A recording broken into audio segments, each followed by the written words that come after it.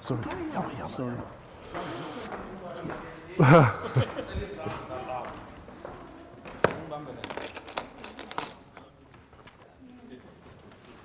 Okay, we'd like to start.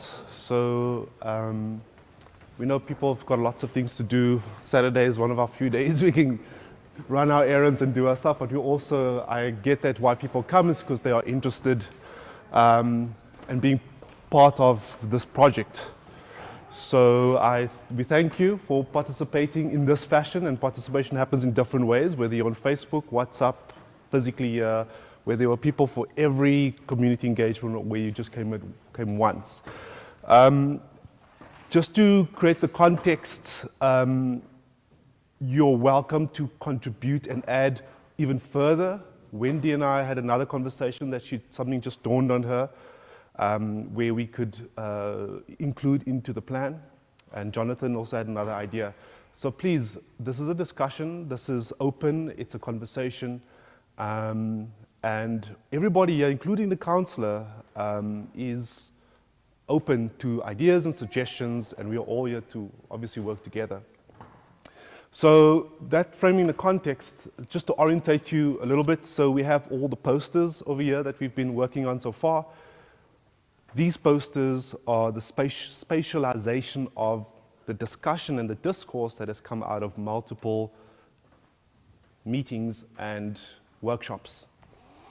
The beginning posters talks about the questions that a lot of people asked, so it's addressing those questions. So what is a precinct plan? And precinct actually also means a suburban plan, a plan for your suburb. And we've also defined what the client has shown us we want to look at this area particularly, and that area is fluid in the sense that although there's not a physical line in the road from Melville to Auckland Park, there are things that affect us both. Someone across the road is also affected. The same like the copies is something we access, so it's also important to us. So we think about the space in a connected way, like in a way that are networks, and not in hard boundaries. The other posters talk about what the process was so far. So we went through a process of identifying the areas that we were working on, and they are these areas. So we looked at the different precincts, but then we broke them up into urban form, movement. We also looked at safety, and we also looked at sort of things like heritage and so on. So these are the different, we broke them into roads: Main Road, 4th Avenue, 7th Street, Lothbury, Rustenburg. These are snapshots into those areas, and it means that that snapshot, that principles apply to the entire road. Above the graphic, above the actual image, because that image is easier to read, there are the plans of those roads, so you can actually start to see where things bend in and where things bend out. The general principle that has been coming through all the drawings, as you can see, is based on what we found as the status quo way in the beginning. Was we found that Melville was a place that doesn't contribute to a lot of walking, although we have all these facilities. So that was kind of one of the main foci. Safety was a big issue, and those in the form of lighting, traffic, speed of cars, landscaping, and urban furniture, things like signage, wayfinding, landscaping, seats, trees, public spaces were a lot of things that came out of them. So a lot of these ideas were pro-human, pro-walking, pro-urban. The degree to which is what we're debating. And I think what has happened is there's a consensus about us experiencing our neighborhood with all its great assets, but it's the level to which we are discussing and debating. No one ever came across and said, I don't want this completely, or no one said, I want something completely crazy. Somehow we funneled ourselves into some form of consensus. And then the last poster talks about certain things that cannot really be spatialized at the moment. And things like, what do we do with people who don't have a home, like the homeless people that are sleeping on Main Road? So those are the things that we need to discuss, and that's a much broader discussion. We cannot say, put a pinpoint on a plan and say, right, they're going to go here, because obviously that goes against every socialist program that exists. So we've identified, and I see one or two people here that was at the last meeting that wanted to be part of that further discussion workshop. And then there are things like SIDS or part SIDS, or how do we create some sort of initiative around controlling and managing this plant beyond the lifespan of this project. So, and that's going to be a feature discussion which Sabella over there will just talk to us about. He will give us a view into how the council sees it, how we see it, what has been happening so far, and how we can tailor make it to suit us. But one of those issues is it takes a lot of voluntary work and foci to kind of make that happen. Okay, so to orientate you, that was it. Are there any questions, or I just want to introduce some people from the city, from JDA. Hi. Christo Boitus. From the JDA, we deal with development facilitation there. We are trying to do this there. Oli?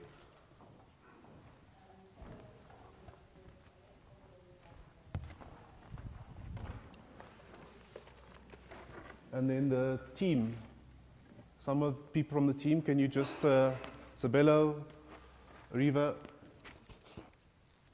say your name and where you're from?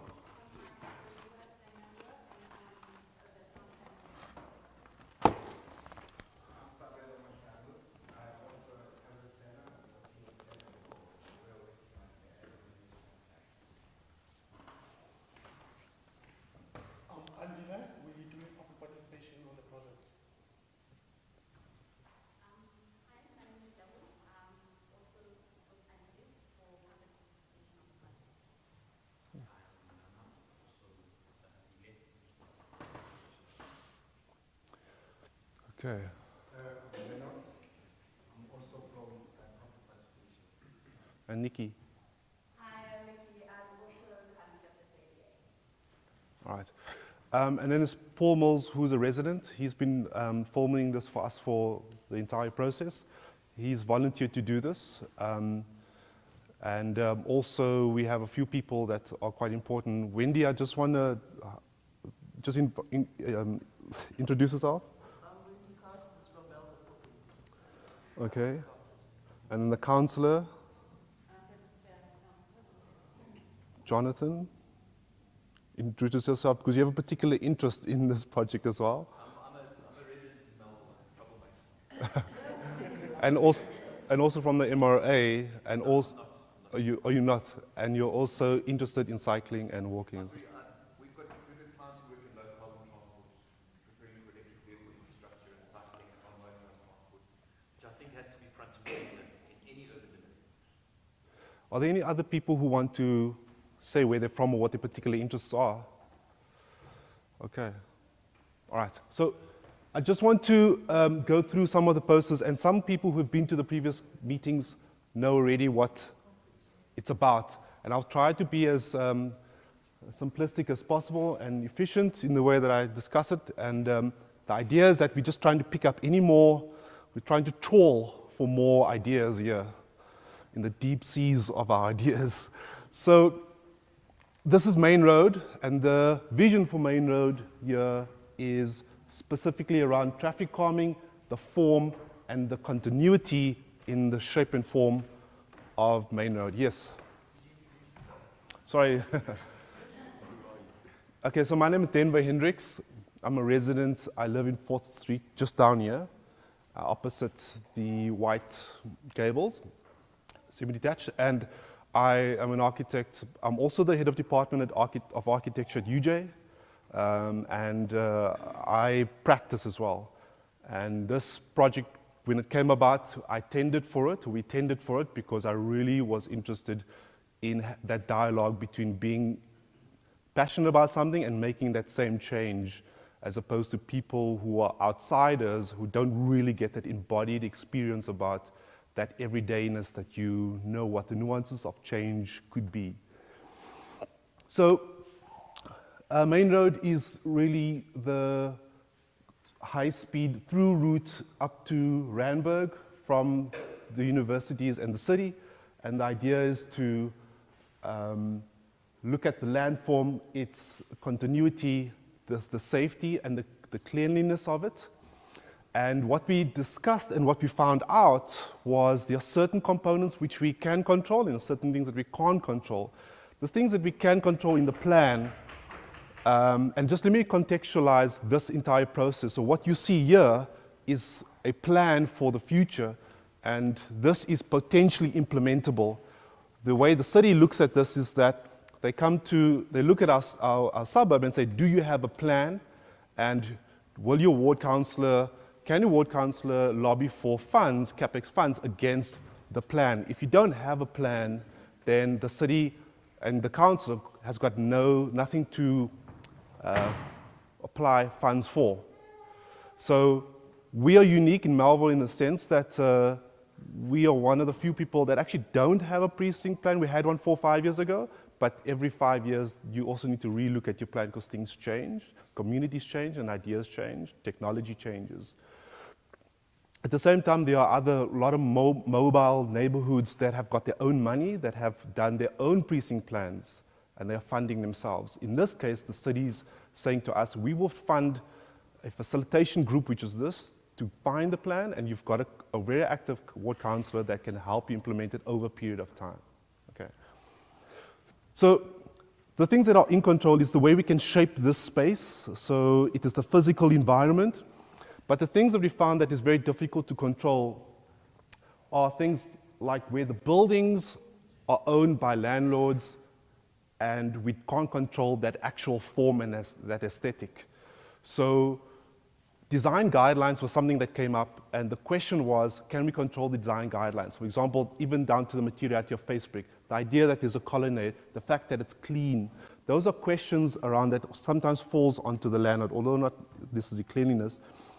But also the typology of that shop and what it is. Is it a space that's going to give us problems? Is it about noise? Is it about people we don't want in that area? Those things are very difficult to control. So the other issue that is very difficult to control is the fact that this area falls inside of the Corridors of Freedom area, and there's a higher density plan for this area, up to 6 stories. And the city is very pro high roads, main roads need to be able to absorb those kind of activities so that the neighborhoods can also be able to be quieter spaces for families. The other practical concern around these issues is that at the current status, we don't have the infrastructure to support that, electricity, sewer, and so on. So it is very difficult to, even though we understand what the city has, and even though what came out of our meeting was cap it not at 6 but 4 stories, those things are very difficult to negotiate around what the individual wants, what the city wants, and the infrastructure that's at play. The other thing that is very difficult to control is sparse access. As you come across that corner and getting into it, would be really nice to really just sink into that parking lot and go and do some shopping. It would make it easy for us to walk to Spa and back and forth and make it easy to traverse that road.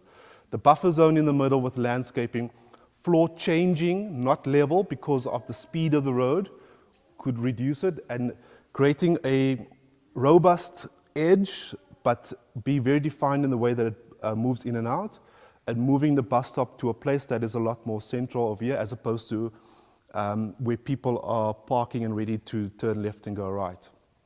Yeah. Are there any questions or comments around this area? Yeah. And sorry, is somebody taking notes? Lebo, okay. Will there be demarcated areas for taxis to stop? So there's a bus stop, taxi stop over here. And just one? There's one over there. There'll be one on the opposite side. Now what happens with main road from 4th Avenue down to Judith Street? Nothing? So there's no real discussion along what happens along that edge. Are you proposing something? Most of the accidents happens close to Judith Road. Okay, and that's what Wendy just brought up this morning. So we'd like to include that plan that idea onto the plan. And the idea was that as you go down down Main Road, as it bends, that fencing on the left takes quite a bit of beating, and Wendy says some people have died there before because of that speed. Late at night, 2, 3 o'clock in the morning, people are going down there and plummeting into that fence, and we lose the fence and it has to be repaired, all that stuff. So we want to include the plan some sort of structural barrier that prevents people and separating pedestrians and cars and allowing people to take some sort of impact with a car. Yes. Those grey areas, did you say they were going to be hardened sort of pedestrian? Change of surface. Yes. Yeah. My concern is really about the informal traders because, you know, they tend to make use of the pavements, which is fine. But I'm just concerned that more of this hardened surface area might become a focal point for traders to use, and then you've got pedestrians crisscrossing. So it's just a concern I have that, you know, if there's no kind of designated area for informal traders specifically, then they're going to make use of space that's there. And then you're going to have pedestrians crisscrossing, and then you're going to have a bit more. So now, concern of that. your comment is valid, and I'd like to hear from everyone else, but what it does trigger is bylaws and maintaining those bylaws. So ideally in the city, what they do is they create painted spaces and designated spaces, and you're supposed to sit within inside of that. But then we need to maintain that, and the failure of that becomes the problem then. Comments? I saw a hand.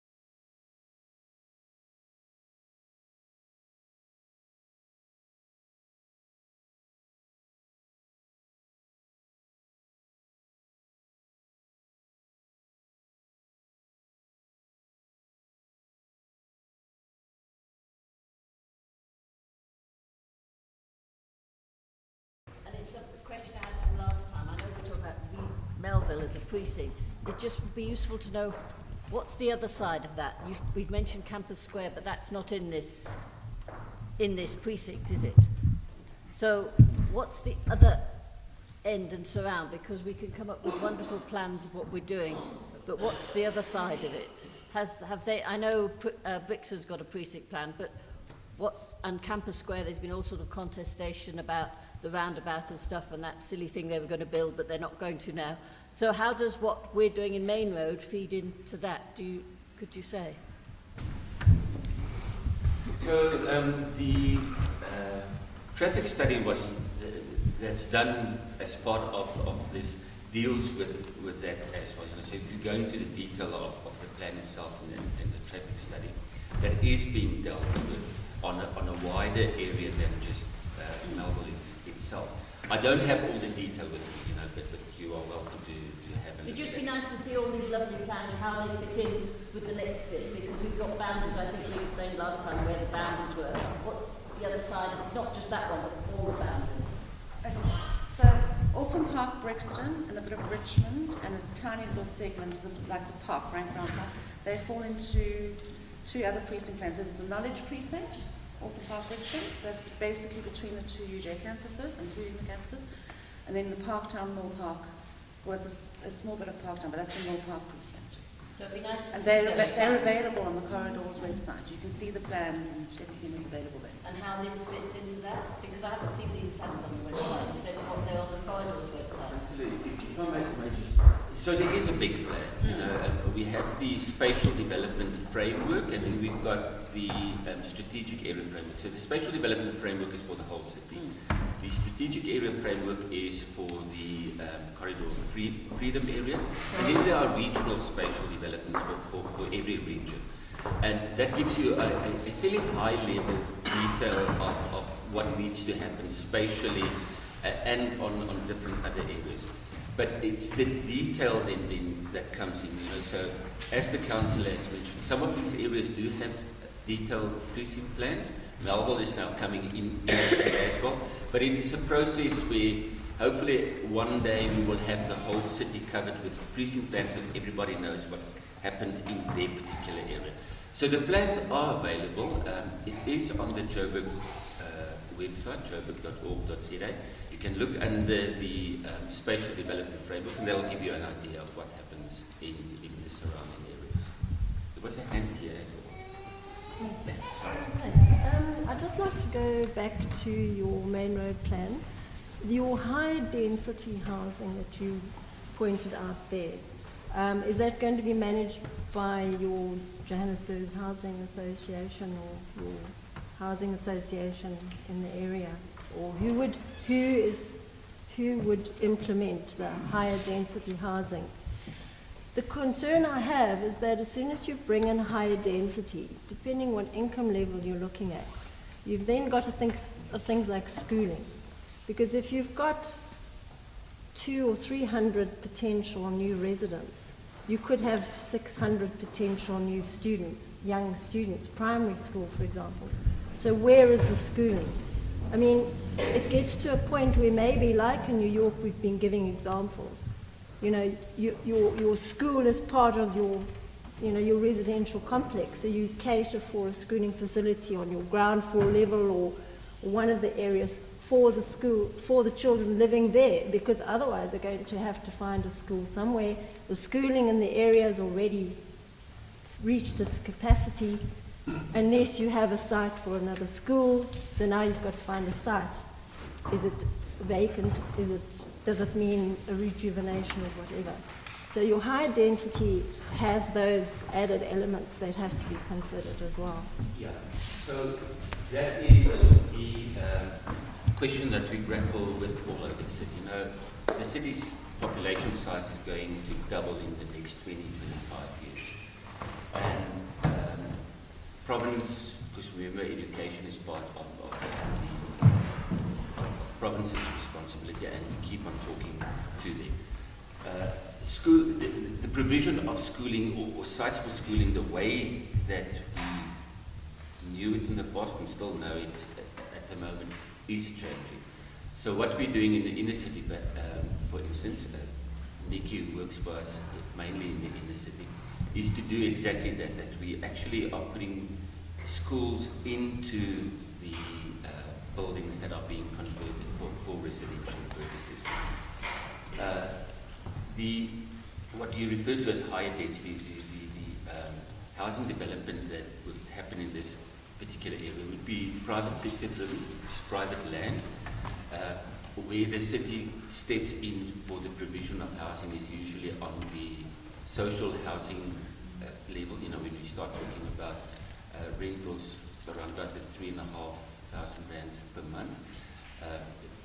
The proposals for Melville, as far as that's concerned, is not that detailed for social housing. We're mainly looking at social housing along the corridors and in the inner city at the moment. You know, so lots of money, lots of effort is going in there. But as far as Melville is concerned, it's private. Yeah, I've raised the issue of, you know, what income level, because the reference was made earlier about Melville and the homeless. So is it the intention that the homeless will then be moved to where No, the low income? we don't move anybody. So you would then have to plan some kind of low income housing in the area, also for rental or whatever you're going to plan. Absolutely. So the immediate responsibility that we would need in this area, and it's a bit bigger area than just Melville, is to start looking at homeless shelters rather than social housing. You know, because social housing is being provided, not directly in Melville, but adjacent to Melville. But a homeless shelter is one of the big things. It is a priority of the mayor to make sure that we provide homeless shelters across the city, and the housing department is at the moment now looking at the strategic plan for the next 5 years, and as from the next financial year we'll start seeing those homeless shelters going. Okay, do you mind if I move on to 4th Avenue? Okay. All right, so the discussion that came out of 4th Avenue was the role of the street is connects 7th Avenue, 7th Street, and Main Road. And the nature of that road currently is the following. Lots of cars driving down that street, sometimes at a fast pace and not enough space, especially on a weekend where people are parking both sides and moving two ways. And that is one issue that we're trying to resolve. There are two ideas here. The one is to keep it double lane and create embayments that is very clearly defined so that if you're parking in the road, you'll know you're parking in the road, and it will mean that you have to park inside of an embayment. That could reduce the bylaw role of having to tell people you're not supposed to park here. The other ideas that are coming out is that people are saying that this could also be a one-way system. And this could be either this way or this way, and then using first as the other reciprocal direction. The other issue around this connector is that it is one of the main feeders between the west and people going to Rosebank, Sandton. So we get a lot of traffic, which ends up why Lower Bamboo and Carlo and all those roads becomes quite traffic. So it is a very important road. The question is, what is the impact of that traffic if it is one directional? That we agreed at the last meeting, said we can test it. We would want to test to see what happens if you make people go only this direction and make people come the other way, and test and see what happens in that impact. The other aspects of this project was it related to Heritage and 27 Boxes. Heritage identified some houses along this edge, which means that we could represent heritage firstly in an educational sense, identifying those houses, having wayfinding systems that talks about those buildings, and training people or the owners or letting them know about the significance of their buildings, so that also if they do decide to do any development, that they would do it in a conscious way, because it is an asset to Melville. The other issue around it is 27 Boxes, and the fact that it is, obviously we've now accepted the fact that it is here, and we're embracing the change it is going through. We've also worked closely with Leon from the Countess, who's very involved with Satiq, and he's also trying very hard to help us and listen into what we're saying so that he creates a facility that we can all also want to go to. Like, for example, the public, it's not really a public space, it's technically a private space, but it also is publicly owned, but they are now renovating that space. And we've given our ideas for free to say that this is what you could tell your architects to make. So it's an open public space, change the staircase so that you go upstairs, continue that drag up and make it open and a lot more pleasant with a bit of greenery and so on. The other issue around this area is the tuk-tuks and the broken paving and the low lighting. So that talks about the lighting, having some sort of dignified space that if tuk-tuks were to pull up and sit underneath a canopy when it's raining and wait for the services that they actually provide for our community. So whether it's Uber Foods or taking people back and forth or whatever they're doing, Delivery Express. These are the guys that actually deliver our food. So designing something that looks quite decent, and also traffic calming and pedestrianization that maybe links to those accesses into it. Yes? Thanks, Andrew. So just with regards to the tuk-tuks parking, obviously, so there was two things I wanted to maybe just think about. The top level of the 27 boxes where you have the parking for the residents, the tenants, whatever, seems to be generally pretty empty. I'm wondering whether that could be better used. The second issue is, if you do make it one directional, currently the sixth is one directional, so not fourth but sixth, down to. It is one directional, and the tuk-tuks just drive the other way down. So have you it was just throwing it out there to say, if you are doing it one directional and planning tuk-tuk things like whatever, they're much like the taxis in their abeyance of how things work, just whether that would cause problems. Can I just ask, is 4th Avenue zoned as a transport through node, or has it become that by mistake? Because so far as I know, Melville's a residential suburb which happens to have a few bars and restaurants. And 4th Avenue, just in the last couple of years, has increasingly become commercialized, very often illegal, and it's increasingly become a through road. And I'm wondering if that's by design or not. And also, if you make it one way in one direction, should you then take 1st Avenue and make that a through road through a residential area? And shouldn't we be pushing the traffic onto Perth and Empire and Judith, which are designed for that, and leaving the residential nature of Melbourne, rather than accepting more traffic and more commercialisation in what is essentially not a commercial suburb? I think the reality is that for many years 4th Avenue has been a link between the east and west. That's certainly the route I've always used in I've lived in the area for a long time. But I think the problem with making it a one-way road is you're going to increase the velocity of the traffic along that road. And you're also going to increase the risk to pedestrians. Because what tends to happen is if you have a two-lane road, you get people weaving and doing this kind of thing. And I can see that there potentially a lot of people could become involved in accidents and so on who are trying to cross the road. So I don't think it's a good idea, in fact, to make it a one-way road. Although, it sounds attractive, but I think it will create a lot of problems. Okay. And do you mind if we test it anyway, so we can also see? I think we should test it. Okay, good. All right. Are there any other questions, comments? The other thing that just came up was on top, the parking. We have engaged Leon around it. I think for Leon getting involved with Satiq and them having a very tight budget and trying to get the basics right first as a mall, as a shop, trying to make it more attractive so they're getting clear glass, they're changing the doors that don't take up much space. So they're looking at psychology of attracting people, they're looking at painting, they're looking at the public space and attracting more people. When we started talking about the upstairs, he was open to it, but I don't think it's at the top of his top 10 list.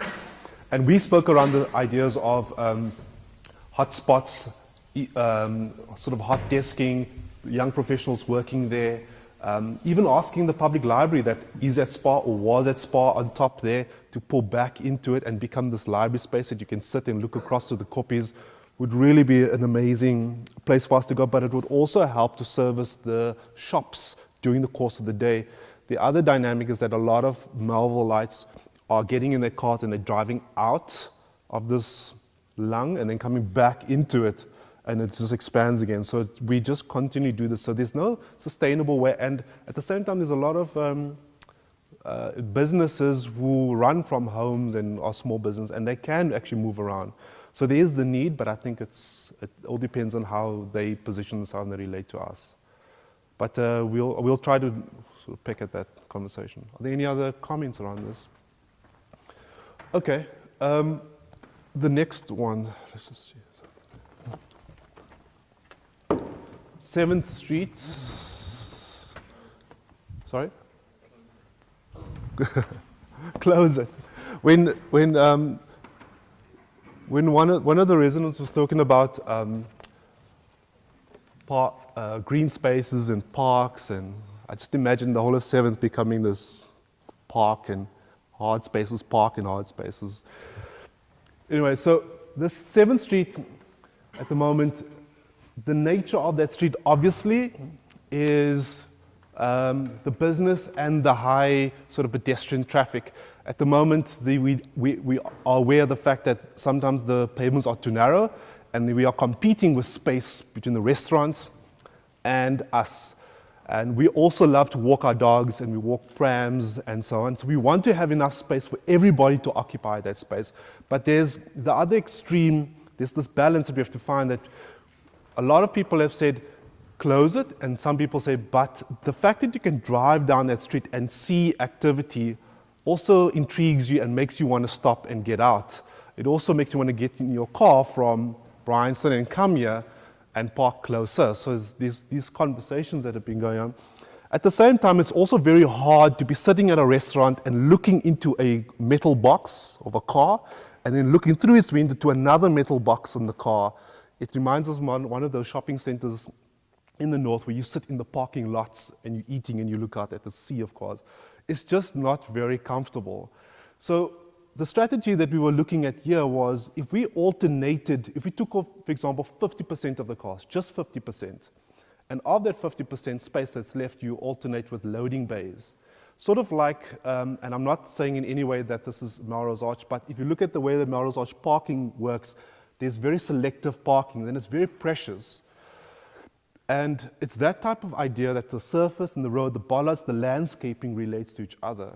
And then the idea is that then we take some of that parking and do 2nd and 3rd Street one ways, because at the moment 2nd and 3rd already is a narrow road, and again you have car parking and driving, and we're competing. And if we just got the flow going and we reduced it and had herringbone parking with one lane, that would allow us to kind of pull out and then go and move around. If the argument is around, I don't want people parking in front of my house, they are parking in front of the houses anyway. The only difference, it's a mess at the moment. So we're trying to clean that up and light it up really well so that it's a lot more safer. But coming back to 7th, it is trying to include urban furniture, landscaping, and broadening out some of that one parking bay lane and biting into that and pulling back in. The technical challenge around this, and we had a meeting at JDA, was the drainage systems, that you don't want to be moving drainage systems around, but we could resolve it technically by keeping the drainage system in place, but then falling that bite that you take into the road, fall it back into the drain system and have a flush system, drain system. The other idea that came out was there was no public space anywhere in Melville that you can actually go to buy a coffee and not commit to a restaurant. You always have to go and sit in a restaurant in a loud sounding place, but where can you sit under a tree or on a bench with your pram and your kids and just hang out for free or with a book? And we identified the end of 7th and 4th to be just this space, because this beyond is another space which the space B&B uses for their accessing to the garages, and Lucky Bean is right there. There's already a culture of people hanging out in these fire pits and people are having a good time. That probably most likely would end up becoming a culture that people would gravitate to in the evening. But that is the idea of 7th. Thank you. Well, it's everybody's idea. I actually live in Pietermaritzburg, but my son lives here, so, you know, I take quite an interest in what goes on. Now, what happened in Pietermaritzburg is when they closed the main road, and they did a very similar concept, part access, you know, and it's just an informal trading area now. And all the shops have actually, people don't, you know, there's a reluctance to shop because it's just all informal trading. Be that it may well be an issue where the council has not managed its informal traders and applied the bylaws, you know, I don't know, but the situation has existed for years. So whilst I like the idea, I think the control and the kind of activities and you know, is going to be quite crucial. And the traffic movement patterns so that it doesn't prejudice the shops. You know, people are not then inclined not to go shopping in that area, but you want to bring shopping. It's quite, I think, a difficult balance that has to be managed quite carefully, from my experience. Yeah, this links back to your first comment about traders and space again. That seems to be it's important to you. When you're within a trading area, because it's, you know, a high activity of people coming to visit shops, your traders are going to be there too. So you're going to get this clash of interest between the formal and the informal. It's interesting because the traders there have been there for 25 years and they've never actually changed. I think it's a question of obviously the numbers of people who are indulging in street trading. And an example much closer to home where informal trading was encouraged and it was a disaster, of course, is in Yeovil and Rocky Street, and I don't know how we're going to turn that around. So I think it's a real concern that the lady has raised, that we have to be very careful that we don't destroy the existing businesses in the streets by creating an uncontrollable situation as far as informal trading is concerned. Can I just say something on that? The other flip side of this is, and if we travel internationally, is that the culture of street food also is not something that we have welcomed here. So not paying only monies to these people that have these long-standing institutional restaurants, but also young and upcoming people who want to give very quirky foods. And we're also losing the boat in terms of the cultural move of the Mabanengs and these people. Where are these new ideas coming around food and beverage? And we're kind of not making a space for that. Yeah. So I think informal traders are with us, whether we like it or not. I happen to like them. I welcome them as part of the economy. That happens to be part of our social economic environment.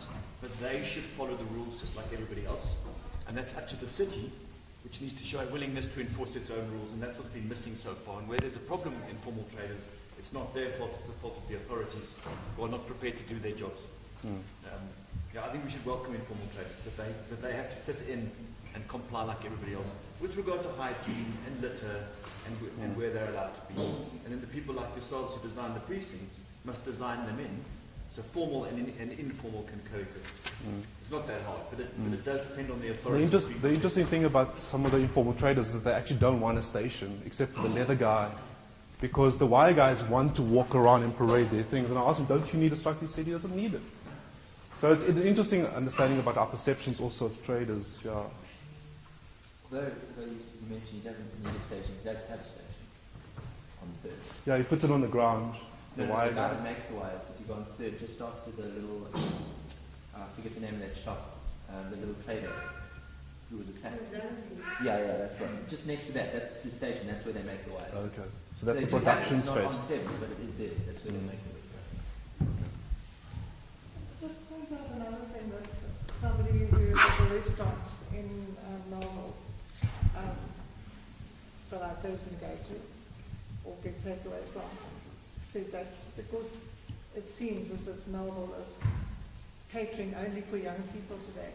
So if you're going to chase all the older people away who have got the money and who are going to spend, are you going to go chase them out? All the businesses are going to collapse. You need to think about that because there are a lot of places that are really not doing very well in Melville at all.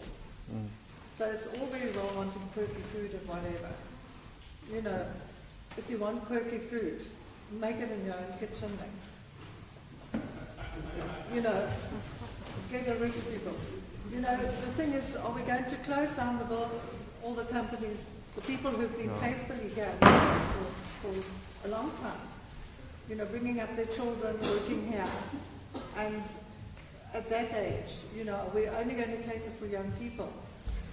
I don't think it's about displacing. I think we're talking diversity. So Peron is opening, and they are young, up-and-coming Mexican restaurants.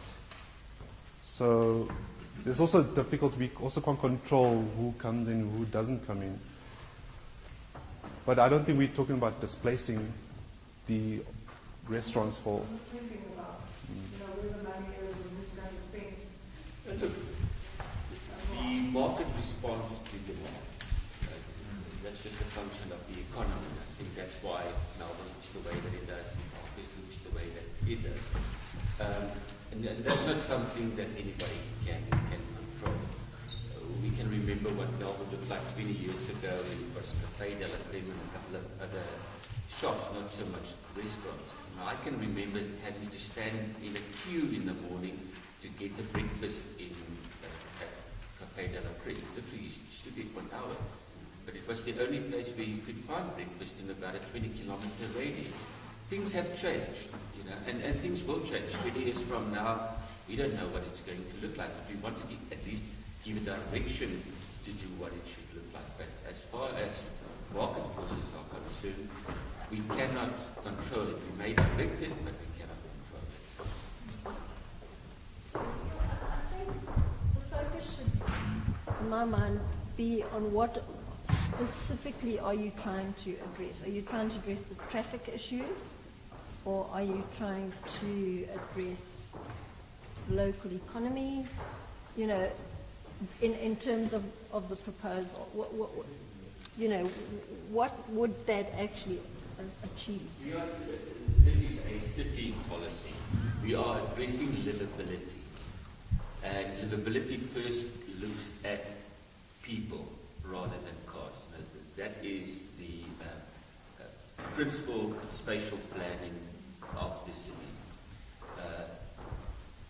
That's where the whole idea of densification comes along. You know, and it speaks to what Lady spoke about earlier, as far as the provision of open space, you know, which then speaks to livability, making sure that the health environment is such that it speaks to that again. Obviously, traffic becomes an issue, but you know the rolling out of the public transport system on Empire Earth, and when that is complete and the loop, the whole idea is that people would start using public transport, walk the city rather than using the private car. You know, I don't know what you said, but I think it's a very, very good point that you are making. That, yes, while the city might have an idea, it is necessary for Melville people to consider what the problems are, how those problems can become opportunities in that context. And I'm just wondering, did we actually consider it in that way? Because it's a very good question. Yeah, I think what has come out of the meetings was the idea that we needed more space for more humans to interact, and I think that's where the reconfiguration comes from. I think how people interact that space is almost secondary to that, so people will start to cotton onto things, or how it will fizzle out. Any other comments? Okay, I need to move on swiftly now because there's one or two other aspects that we need to talk around this precinct plan. So Lothbury is also connector into Kingsway, and the idea around this is, and it's very difficult to articulate apart from the fact that it's simple to be able to say what the road condition can be, because the road further on where that Telkom the post office building could be gets really wide, and then we can have an opportunity to allow people to have a much more elbow room to walk up and down, and that road is significant because a lot of people who are using public transport walk that road. So there's a lighting issue and a safety issue, especially for employees, people who come very early in the morning to work in our restaurant that serve our coffees and our dishes, and they leave very late at night, the chefs that are cleaning up and leave at 10, 11 o'clock at night, have to catch a taxi. So lighting and safety is very important, but also the telecom and post-net building is something that we sort of hit a bit of a hurdle, because we're scratching our heads now trying to see how do we manage an issue around that. So the first step would be engage the post office and telecom and say, what are your plans for this building? At the moment, it's this derelict thing. It is the place where people are getting nabbed and robbed. What are your ideas, and how can we reconfigure this? I do know from previous conversation with Telkom is that their technology has reduced almost to one floor, and the one in Rosebank on that square, the guy, the CFO, said that they could literally sell that building and turn that into apartments if they wanted to. So these are potential things that are quite long discussion points that we are sort of pulling little strings on, and maybe we'll find a ball of string eventually. However, the other aspect that we do want to start looking at is that how this interacts with the street, is that we do what we said in the last community meetings, that we do not want this type of commune building that encloses itself and does not address and only services itself and just pack a whole lot of people in. Some of the comments came out of it should be a positive space, it should be a positive building, something you can relate to. For the fact that it's on Kingsway, it could relate to students, or it could be a copy shop, a coffee shop, it could be offices, and this is again some of those places that we as Melville people also would want to rent spaces, for example, SABC, Media 24, it could be some of those kind of places, ABSA's right across the road. So the interface of this is important. How we control that is very difficult because it's private land, it's a pub, well, it belongs to the government, it's Media 24, which is obviously government. So we are trying to set up a meeting with them to ask them what their plans are for that area. We do know that that restaurant is on the corner there, and how it relates to it seems to be negotiated or understood. Are there any comments or questions around this? I'll just ask you that big building at the corner on the right-hand side of the picture. Yeah. Spoke about a positive space, and I understand that. You said that you emerged from discussions. Which discussions did you have? So initially, there was the discussions around the entry points into Melville needs to look presentable, clean, and safe, and also the connection to the transport. So that's not a negative space. The only way we can start to spatialize that is that if you have to do something, it mustn't be a fenced-off thing. So we created something, it could be anything, that has a relationship to the city. So it's about frontage, it's about relationship to that road. Was that a suggestion by someone from the community? Yes, it was part of the meetings. We had all the meetings. I don't remember that being suggested. It's been part of the meetings, yeah. Who suggested it? We don't know. We capture all the information on all the comments and we put it in. But what is the problem with the roof? Sorry? What is the problem with it? At our last build form meeting, that was introduced for us to look at. It's just an idea. I simply asked the question, who suggested this? Because I can't remember that being suggested by anybody at the discussion. I suggested long ago, years ago. Yeah. I said Okay, we need And she also said this at the last meeting as well. We're just talking about, I remember that, but we're just talking about this process and these discussions. The fact is, it is an entrance, it is quite an important entrance into Melville. Why would you be opposed to making it I don't want to get into a debate. I'm not here to argue. Okay? I'm asking whether this process has been followed properly, whether the community have suggested this in this process or I not. have personally suggested it. I will stand up and be counted for that. Well, maybe my memory doesn't serve me very well. I don't remember anyone suggesting Well, maybe it doesn't, but I All right. suggested it. We've got another question or comment? Maybe just to add, because we're doing the documentation of the process. Yes. That issue was raised not once, but twice, but so many times. Maybe you really missed it, but it was. Can you please have the minutes of those meetings? We'll give it to you. We've been asking them for months for the minutes. I'd like to see all the minutes in all those meetings to see when it was suggested. Another question or comment over here? Yes, on that last week, they've added with the pedestrian crossing laws, they've now made it a raised pedestrian crossing. No, like a sleeping policeman pedestrian crossing. And I've found that's really changed. Walking along there, cars are much slower, and it is actually a much nicer place to cross. So I think that worked well. If we're thinking about other ways to introduce traffic calming measures, I mean, that's very, very simple. And in my experience, it seems to have worked well. So just just want to ask, where is this suggested to the like this building that you have? Sorry, so this is, so that's the ABSA building. The Kingsway runs this way. And then on this corner over here is that res that was just built.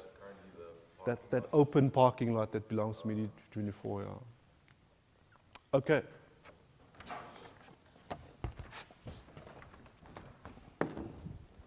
All right, Rustenburg Road below Bamboo was one of the last precincts that we looked at. And different to all the other precincts, this has a very different role and a different purpose, and it's around recreation and leisure.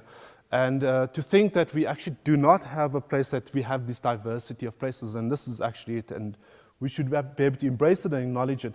The one thing that came out of the meetings was the fact that this area could be upgraded in a way, because the parking could be resurfaced, the connection and the relationship along that road, and walking up the left-hand side uphill is very difficult at the moment. There is no ability to walk up. It would promote people to start using it. So, for example, we play tennis here on a Sunday. Yeah. Yeah, so this is Rustenburg, and that's Carlo. That's Bamboo on top. Yeah. So it goes over Barrietto over here. So, and then the idea is that this paved, clean space gets taken all the way to that corner, the robot over there, where the guy's selling the wood at the moment, and kind of just make it cleaner and also accentuate some of those aloes. And we could also look at wayfinding. Creating some sort of defined entrance, something that says sports center or sports facility, that you can also, if it needs to be controlled, it can be locked by whoever. At the moment, the council has said there is no lease for this area, so no one is really controlling this. And also at the same time, there was a discussion around one of the many links into the copies, and this is just an idea that could be replicated, but have some sort of signage entrance. I mean, that's a very cheesy signage entrance. It's the only one I could find. But something that's an entrance that also has a gate, something that's paved where you can have a seat and then tie your shoelaces, and then you could take the walk. And then along the walks, and Wendy said there is these type of things, but wayfinding system along the walk of the copies. I now worked on a Robben Island project once where there was wayfinding systems, and they etched it onto slates. So they looked at the materiality of the signage, so they don't end up with perspexy things, but sort of things that it talks about also what you're looking at in the vistas, and talks about landmarks in the distance as a tourist attraction and as an attraction for us as well. So that was the idea of that area. Are there any questions or comments? Yeah. Did you have any, because the bit at the bottom that's owned the CSIR land, have you had any discussions with them? Because that's quite, where it goes along Rustenburg Road, it's very dense and dark and not very welcoming. And also, I know from people who take their dogs for walks on the copies at that end, there's no provision for toilets, and lots of people passing by use the copies for a toilet. And it'd be great if CSIR could become, they could maybe on that bit, they could provide toilets. I don't want them in the copies, but in CSIR. And I didn't know whether you'd had any conversations with them, because that bit is very unwelcoming and unfriendly. Yeah. Yeah. Yes. If I could echo that point as well. If we're talking about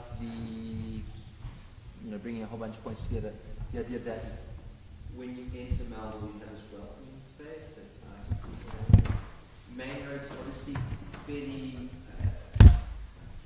almost like a light industrial kind of look to it. And I know it's not supposed to be, but that's the kind of feel you get. And then obviously Kingsway, it's also very dense traffic. It's not the kind of place that I think of as welcome.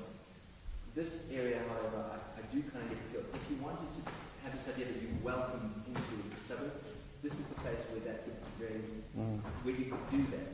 And then having that coffee entrance, where sort out those fields that are putting effort into saying, right, how do we make these fields space that yes, the point was, if we're talking about a welcoming space, I reckon this is, if we wanted to focus on something, maybe this is the space to do it. And you know this area well because you live in this section, right? I live, yeah, so in the You live somewhere over here. yeah, that's it. And so, yeah, I do know that area very well. And it's also, because you've got the bridge there crossing over the strait, that is a very, very high usage, you know, with a lot of traffic goes on. So there's lots and lots of people that come in and out of Melville through that point. Over on this side. No. This side. Yeah. Yeah. Many that. So, yeah, and the discussion that came up is how much more space can we have and can we sort out? Because it's very narrow. It is, but the traffic does flow. It's not a traffic issue, unlike main road, which is a congestion. I mean pedestrians, for Yeah, pedestrians. pedestrians as a space is not used much as pedestrians, and bicycles is also a very problematic space there. And that's why I say I think there's a lot of scope for this area to be, if you want to make a welcoming space, like this is a really cool space for it. Can I just make a point with regard to pedestrians? Because I walked up and down that road on quite a number of occasions, and apart from the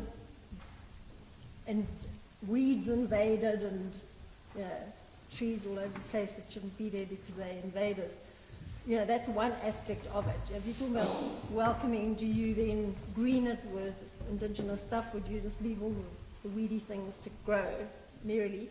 But also, the pavement is higgledy-piggledy. Where they have these metal post things for the railings, the screws out.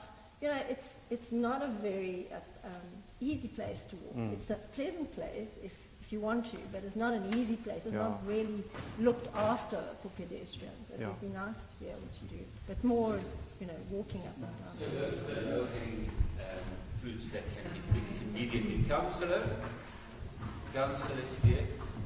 So I think there's a proposal for you to really make yourself very popular here in a particular area.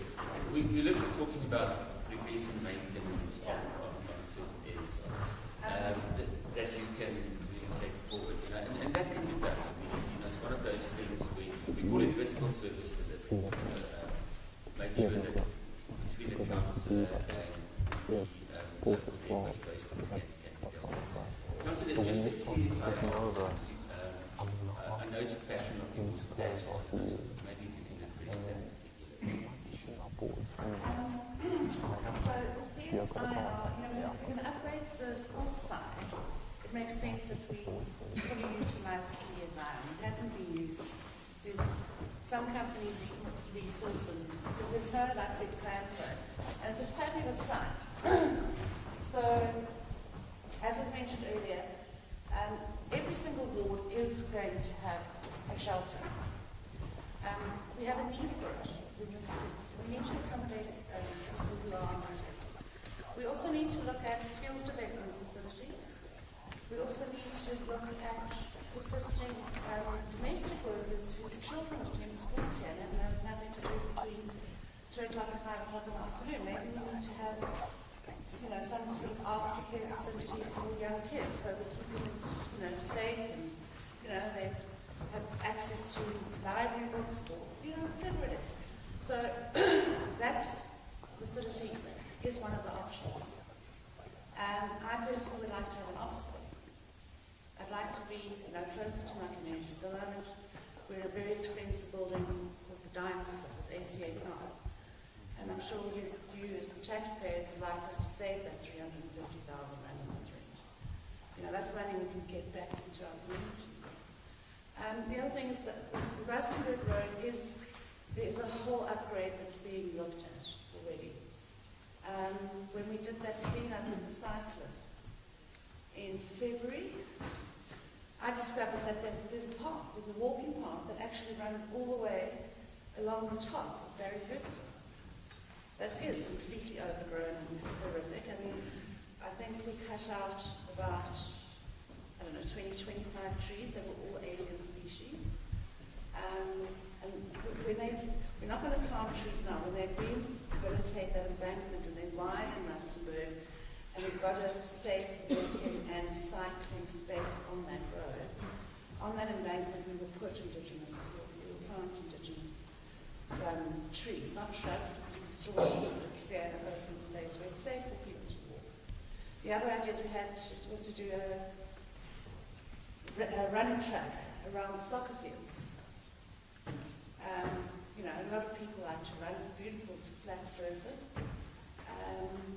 And then we've got the culverts there, which are potential security risk because a lot of the not so nice people, you know, the muggers and what have you, they use that as escape routes. So to try and come up with something creative around that, but also that works, that's ecologically friendly. So instead of winter rushing through, we can try and use one of those biosphere solutions. So this Rustenburg Road upgrade between our ward and the Immerentia side, that whole thing is actually really big. Richard, can you not they do short-term planning where at least that bridge is cleaned up and the pavement and the walkways that exist now, that we just do that in the next year? Yes. It's so dilapidated and tatty, and that, you know, we're not talking about something like that. We're not. I mean, the bridge for me is a huge problem. One is because it's actually a heritage bridge. And someone's already illegally gone and stuck a signboard thing, which we're trying to get. It's completely illegal. It's the Carlo Road Bridge. There's two, what are they called? Gantries, illegal gantries that have been put onto that. So I put it onto the Heritage Association because I'm struggling in terms of the law enforcement because everyone's waiting for the new Bible or advertising video. But the heritage people are now nailing that company because they've actually gone and they've done some damage to historical property. So I'm going to say, on the CSIR campus, I've worked there for the last 6 years as a tenant, so I know a little bit about it. And there is allegedly a plan. Nothing ever happens, but you need to speak to the Department of Science and Technology because that's a research facility. And it's been turned into a mining precinct. I've always thought it would make an excellent shelter, school, or community garden. But we need to be careful not to develop it because it's actually a very nice green space with a lot of beautiful trees and a very beautiful garden. But it has heritage value as well. But we were frequently the only tenants there. There were more gardeners than there were tenants. It was fantastic. That's the one thing. Just on low-hanging fruit. Low-hanging fruit is the one thing the city is really terrible at. We keep telling the city about this illegal gantry or about this or about that, but nothing ever happens. Richard knows that. And finally, Daniel, I need to go, but can I make a suggestion?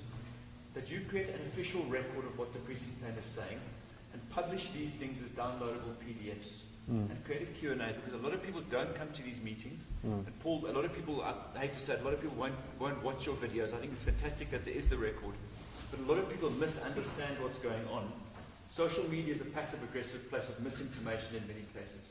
But in your interests and in ours, create an official record so people can, for once and for all, work out what's going on, because a lot of people don't know. So, Lebu, you'll type that up, send it to us, and we'll put it on the Facebook, and we'll send it to MRA as well, and we'll put it on.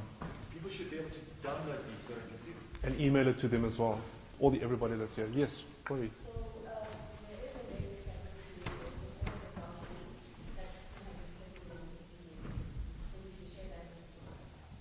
Yes.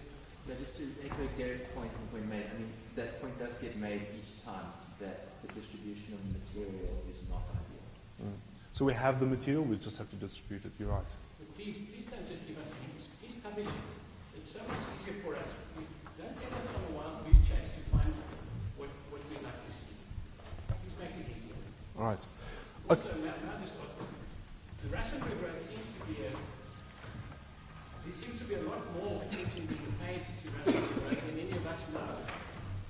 And we're putting a shelter there, in fact changing the entire character of that side of the suburb.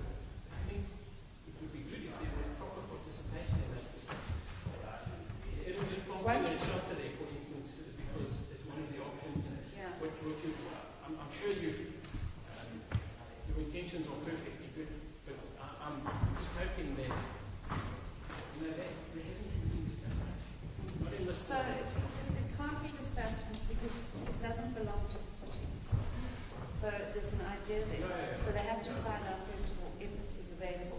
can have started the meeting or started the process and do the public participation until such time as we have the event.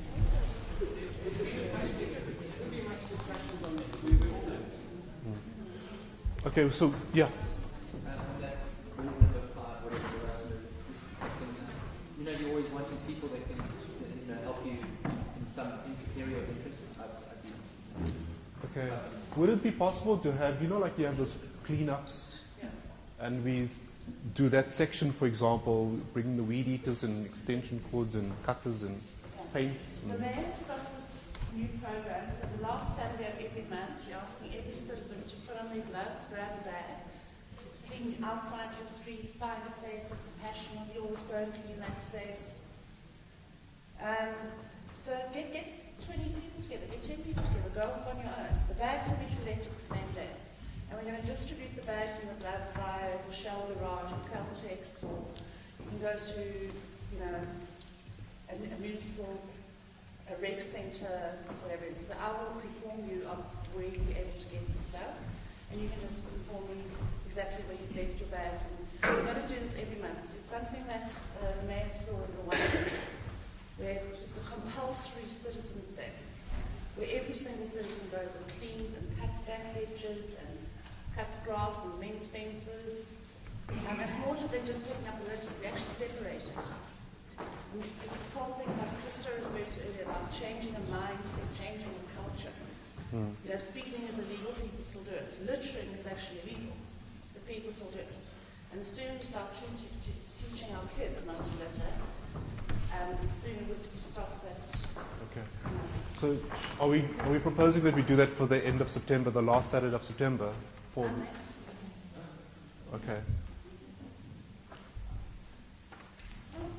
Talking about cleaning up. Pick it up. I don't know what's the problem these days. I've seen in different parts of the town, I don't drive around very much, but the other day I was driving around.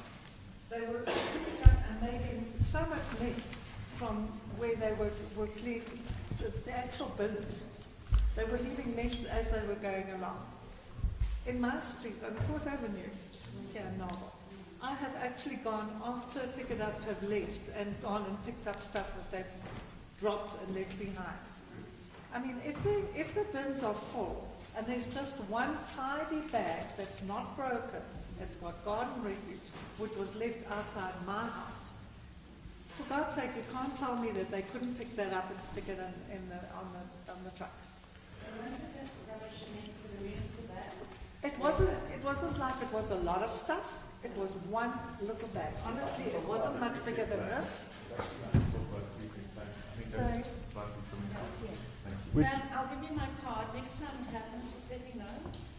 And I will find out, because it's difficult, it's vague. I need specifics. This road, on this day, they didn't pick up this bag or they left it. Because then we can find out who's working on that route on the day, and the head of that data can take it up with the people on that road. So we have 20 minutes left for this meeting, and I want to leave the last 10 minutes just for any other questions and comments. But for the next 10 minutes, yeah? Only one question is, the precinct plan addresses 4 streets and what's the Rusty Road. Is anything else planned? Say, for instance, between 1st Avenue and, say, 6th Avenue, between Main Road and 9th Street? So the one thing that we haven't been able to spatialize yet was the 2nd and 3rd road one-way system with the herringbone parking. And I know you've brought this up many times, and maybe we should look at what actually we plan for it's 1st Avenue that you're concerned about. So if you can tell us if you can articulate that for us, then we can help to spatialize that. Okay. All right. Yes. Now, please make a request for the record that the minutes of all of these discussions, not only the public meetings, but the focus group discussions, and very importantly, the full-form focus group discussions. Please may we have those minutes of those meetings published, and I'd like the handwritten contemporaneous minutes from those meetings made on the day, not just summaries, please. I'd like the actual minutes. I've seen that they've been done very, very laboriously and conscientiously by hand. I'd like the handwritten notes, please, from each of those minutes, from each of those meetings, so we can check the minutes. Okay. Lebu, Andile, your response? You've got your maps, I presume. Okay, I think the client will pay us.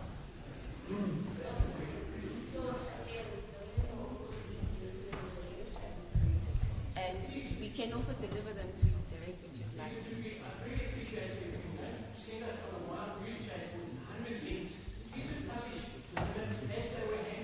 Okay, so that we'll make copies and provide them. Quickly, Nikki. A weird question that actually is Yes. unrelated. Who is responsible?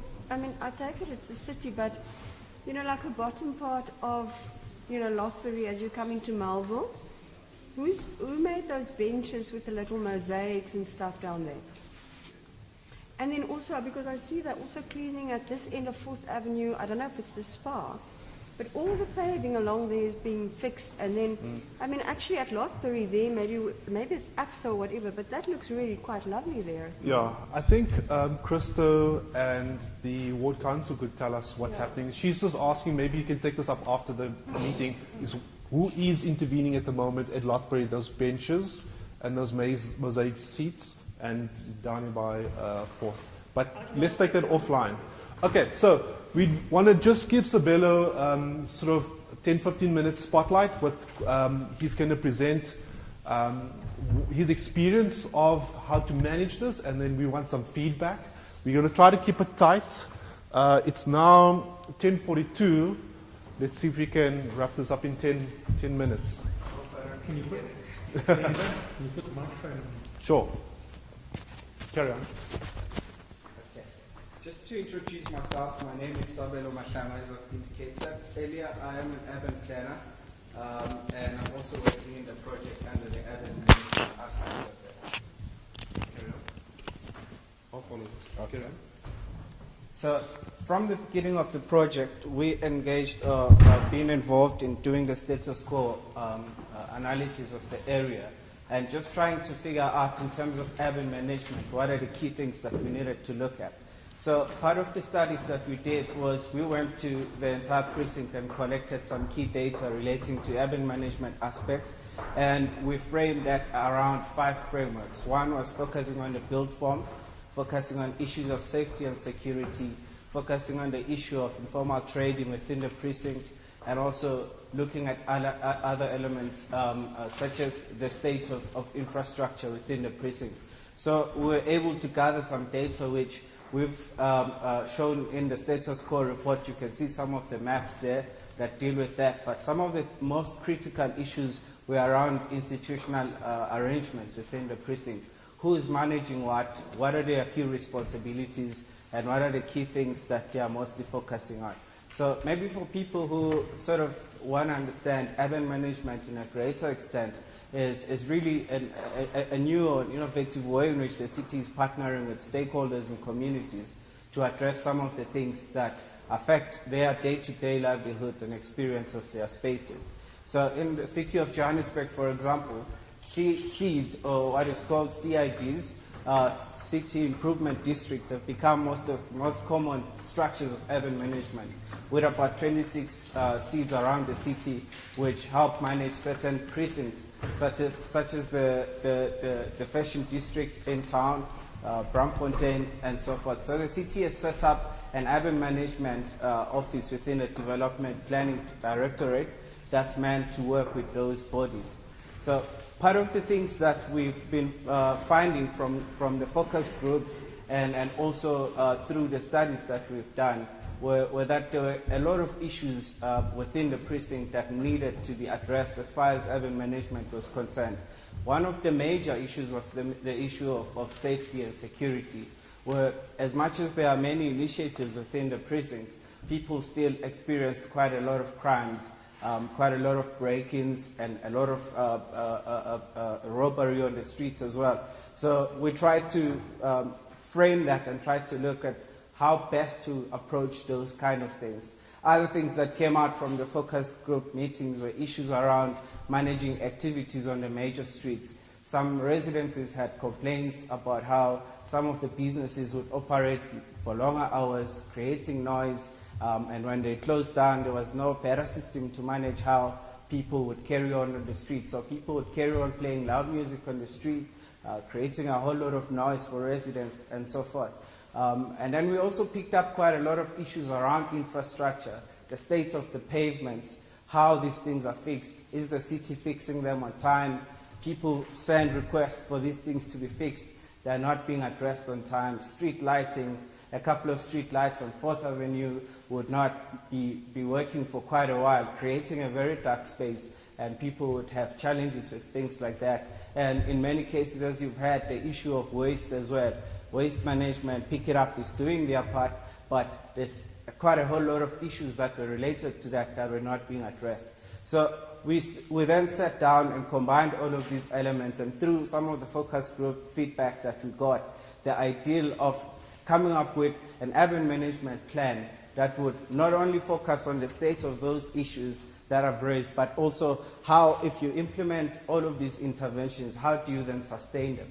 How do you make sure that they are kept at a state where people would enjoy using them? If we are proposing introducing greeneries, if we're proposing introducing street sitting and interventions like that, how do you keep it all working together? So the idea then came that there is sort of a leaning towards forming an urban management body which will focus in the precinct here in Melville.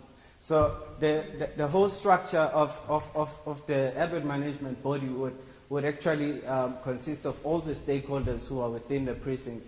That means property owners, that means the businesses that are within the precinct, that means even the informal traders who are doing business within the precinct, because everyone has a share, they all have a role to play, and they all have some responsibilities. So we've been working around that idea, but part of the project and the structure of the project is to ensure that everything is done together with the community. And in order to actually create or propose an urban management structure, that has to be something that the community and stakeholders within the precinct would agree on. So what we have been proposing now is the formation of a project steering committee, which will have representatives from all the stakeholders that would then represent the different interests of the groups that are within the precinct, and mainly also the businesses, residences, the Melville Residents Association, and all the other stakeholders. And the whole sole purpose of that steering committee would then to start putting together the building blocks of how the urban management structure could look like, and what are the key things that it should focus on, what are the key things that it needs to address. And then the city also has representation within that structure, with all the directorates that deal with the major aspects of service delivery, guys from City Parks, guys from JMPD, all represented. And that allows for a space where these issues can be addressed within a transparent space, and also with access to the city, as compared to how things would generally happen, where through the councillor or through other means people would send complaints and these things would not be addressed. So that is overall what is being proposed currently. And part of the proposal then, what we brought in was to look at how do you actually work around the institutional arrangements that you have. Because in our findings, we found that there are a lot of initiatives within the precinct. Initiatives from the Melville Security Initiative, also some initiatives from the MRA, and also the businesses themselves were having some of their own initiatives, but they're all working separately, if you like, and not actually putting their resources together to try and see how to improve urban management within the precinct. So through some of the interviews that we had with the businesses, we were able to find out what are the key issues that they were facing, and most of those issues were addressed through the interventions that are brought up from the urban design guidelines. So what we are actually trying to encourage now is people who would form part of the steering committee as champions from the local area, who would be working with us from this point on to actually finalize the urban management plan. And part of the urban management plan is the production of a business plan, which then would actually give the proper directives of what do we do now and what do we do in the interim until we get to the point where the urban management body is put together. So, for example, some of the key things that are mentioned here are the low-lying fruits of some of the issues that people were raising. So through that project steering committee, there could be interventions that are put in place on how do we deal with these things as we work towards that, so that there is getting into the work of doing things as a partnership between the city's stakeholders for our precinct.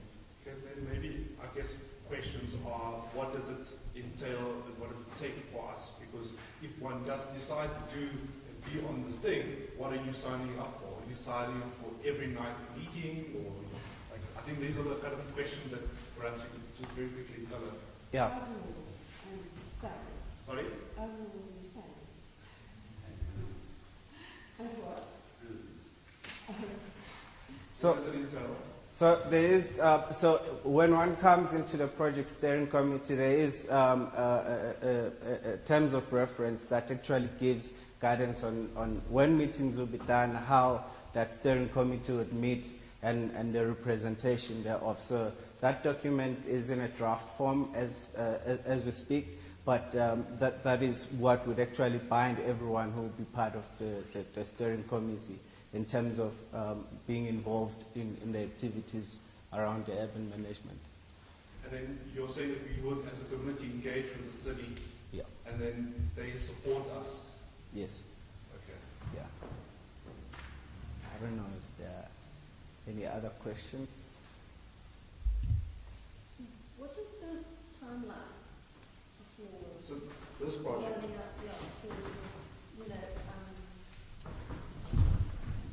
Seeing the fruits of this labor. Of the plan or of what was mentioned now? No, well, this is all feeding into the plan, so, I mean, there's going to be working towards something that is adopted, or is it always going to be in the process of, consultation and refinement? No.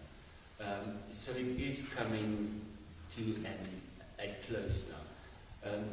When is the testing weekend, Kuli? Or maybe Kuli can deal with it. He is our project manager on this whole thing. So the development of the precinct plan in the south is ending in October. But the formulation of the steering committee is part of the project. However, we would like it to last beyond the project, and that's how they get to become a SID.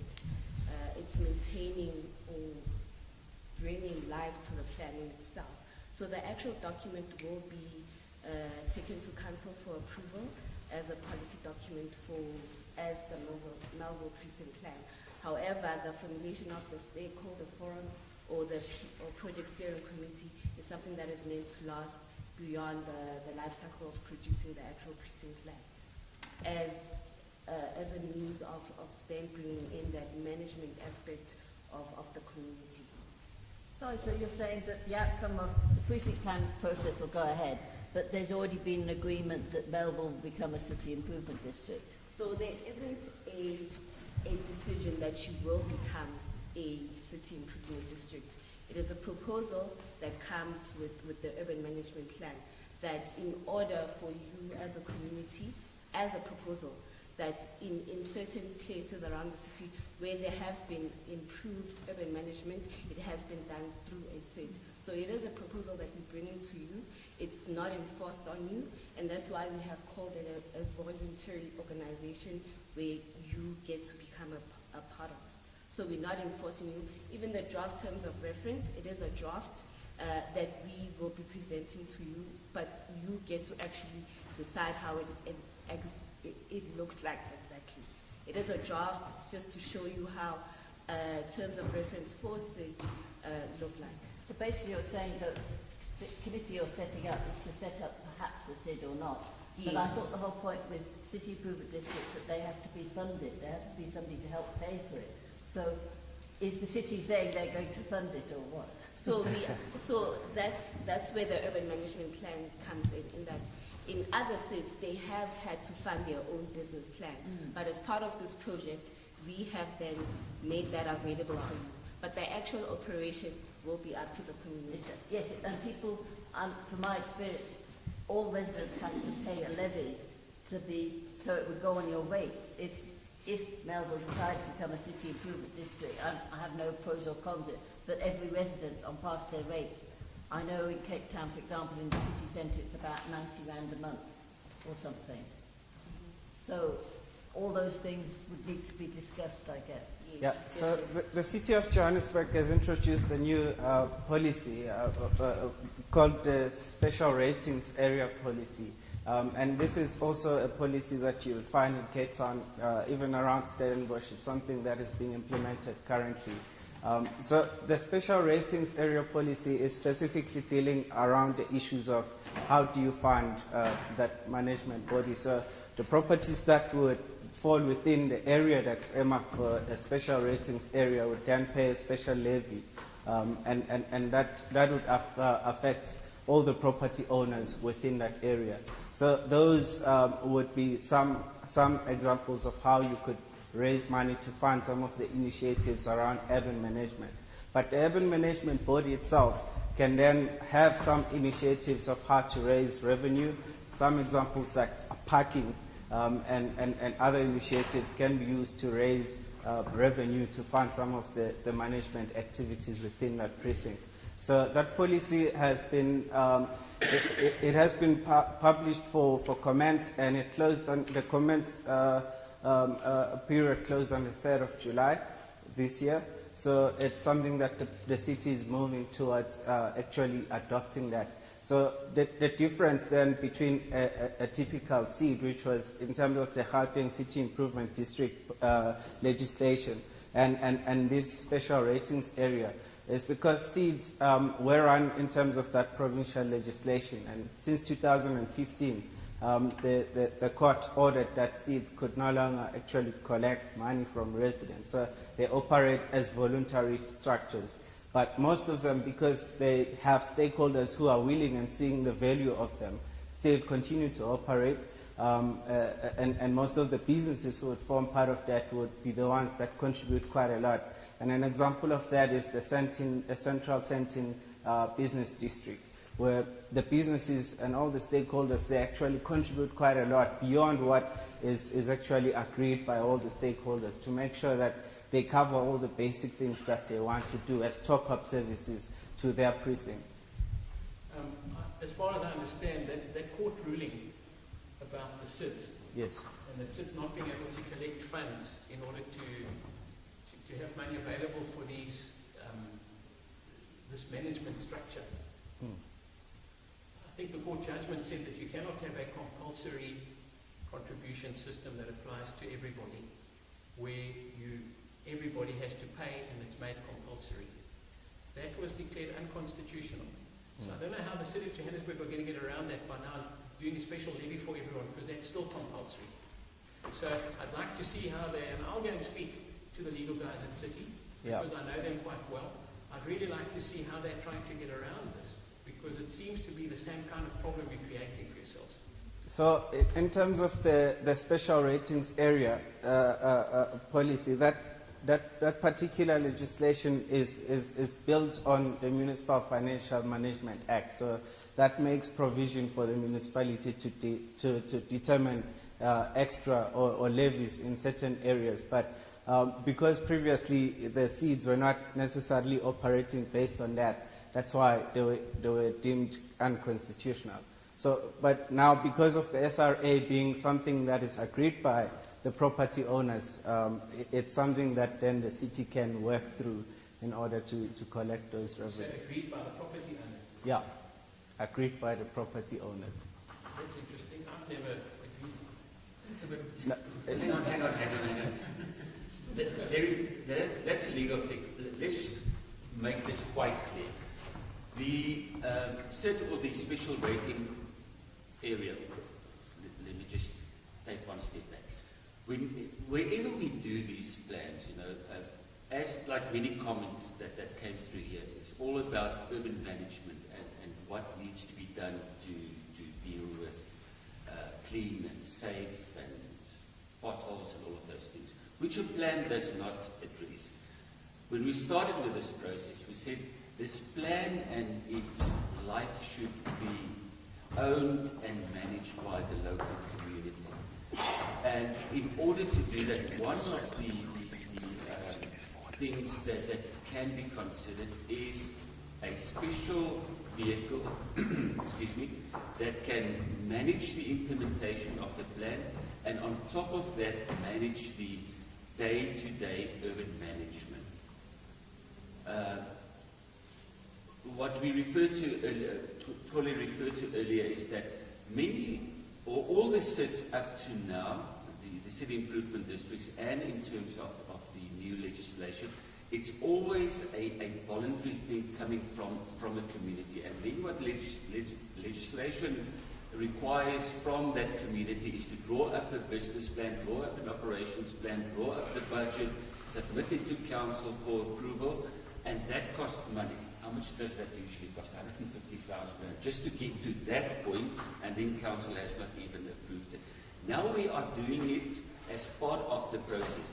Whether the community takes that on or not, that we cannot influence, that we cannot do, but it's there, you know. So the Melville community has a product now that they can present to the city once the policy comes into place, whether it's legal or not, and it can then be expedited and be implemented by the community and the stakeholders. You know. So it is a product that's being provided, and it's literally a take it or leave it scenario, but it is there in the plan.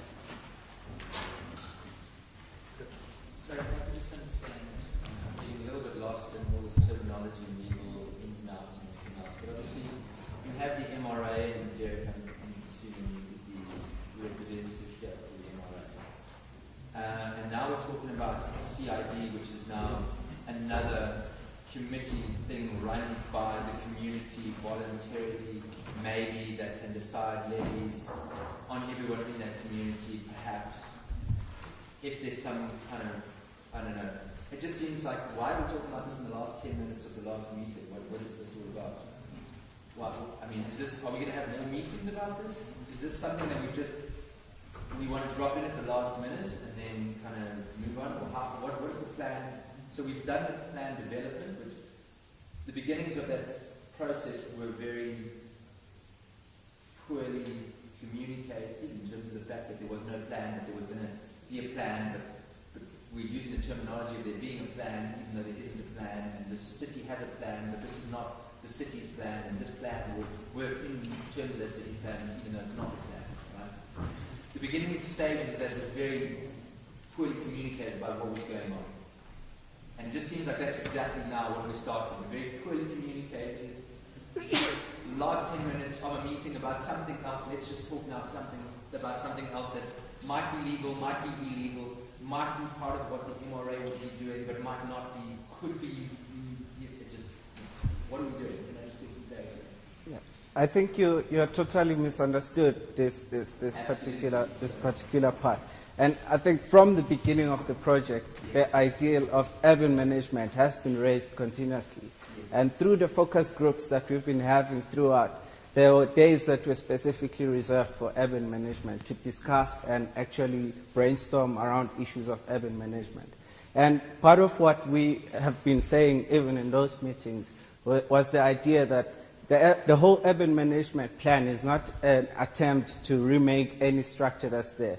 Is to deal specifically with urban management and see how do you actually put the different stakeholders together. So there's quite a lot of stakeholders within Melville. You have the businesses, you have the NGOs, you have the Melville Residents Association, you have some security initiatives. So the whole urban management plan is to say, how do you bring all of these guys together and come up with a plan that's comprehensive for Melville? That's the plan we're doing now. That's our urban management. So, I think the terminology you're using is to come up with a plan, be confused with this plan. So yeah. No. Oh, yes, yes. No. So the urban management plan is not a separate plan from this. It's actually talking to what is being spoken about. How to manage. So how do you manage this? How do we as a community manage this? Yes. As opposed to the MRA being involved, this is a separate body. It's a bigger thing. So, It's for all